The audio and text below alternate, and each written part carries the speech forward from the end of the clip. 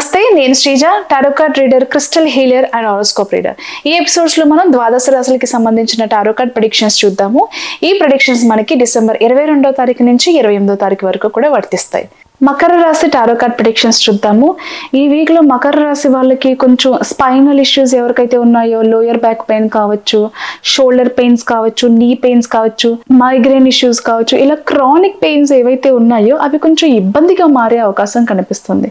అంటే కొంచెం రెస్ట్ అవసరమేమో, లేకపోతే ముందు వీక్ అంతా కూడా కొన్ని పనుల్లో బాగా ఎక్కువ అలసిపోవటం వల్ల కావచ్చు, ట్రావెల్ ఎక్కువ చేయడం వల్ల కావచ్చు, ఆల్రెడీ ఏదో ఒక ట్రిప్కో టూర్కో వెళ్ళడం, అక్కడ ఏదైనా దెబ్బలు తగలడం కానివ్వండి, అది నెగ్లెక్ట్ చేయడం వల్ల ఆ పెయిన్స్ ఎక్కువ అవడం కానివ్వండి, ఈ వీక్లో కొంచెం ఇబ్బందిగా మారే అవకాశం ఉంది.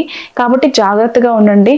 ఇన్సోమీనియా ప్రాబ్లమ్స్ అంటే పెయిన్స్ వల్ల ఎక్కువ నిద్ర పట్టకపోవడం, స్లీపింగ్ పిల్స్కి ఎక్కువ అలవాటు పడడం లాంటివి జరిగే అవకాశం ఉంది. కాబట్టి ఇన్ టైంలో టెస్ట్ చేయించుకోవడం, ప్రికాషన్స్ తీసుకోవడం, డాక్టర్ ఇచ్చిన ప్రిస్క్రిప్షన్ని ఫాలో అవ్వడం అనేది చాలా ఇంపార్టెంట్.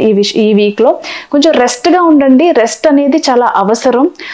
ఈ టైంలో ఎక్కడికి ట్రావెల్ చేయకుండా ఇంటి పనులకు కూడా కొంచెం దూరంగా ఉండి ఈ వీక్లో కొంచెం మెడిటేషన్, యోగా అలాంటి వాటికి ఎక్కువ ప్రాధాన్యత ఇచ్చి కొంచెం రెస్ట్గా ఉండడం అనేది చాలా ఇంపార్టెంట్.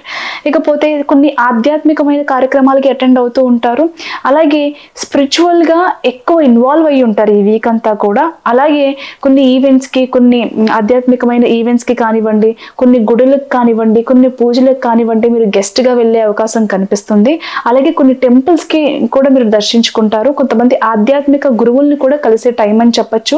పెళ్లిళ్ళకి, ఎంగేజ్మెంట్స్కి, చిన్నపిల్లలకి సంబంధించిన ఫంక్షన్స్కి కానివ్వండి మీరు అటెండ్ అయ్యే అవకాశం అయితే కనిపిస్తుంది. మీ గృహంలో కూడా కొన్ని శుభకార్యాలు కూడా నిర్వహిస్తారు.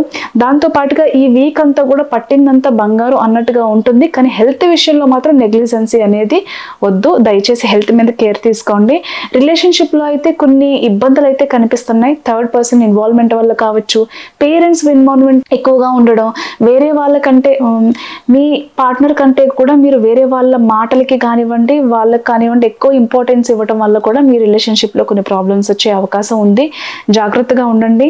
అలాగే షార్ప్గా ఆలోచిస్తారు. ఎందుకు ఇలా జరుగుతుందని తెలుసుకునే ప్రయత్నం అయితే చేస్తారు. బట్ ఏదైనా సరే పేషెన్స్గా ఉండడం చాలా ఇంపార్టెంట్. లక్ అనేది ఫేవర్ చేస్తుంది కాబట్టి మంచి చెడులను చాలా బ్యాలెన్స్గా తెలుసుకుంటారు, తొందరపాటు పడకుండా.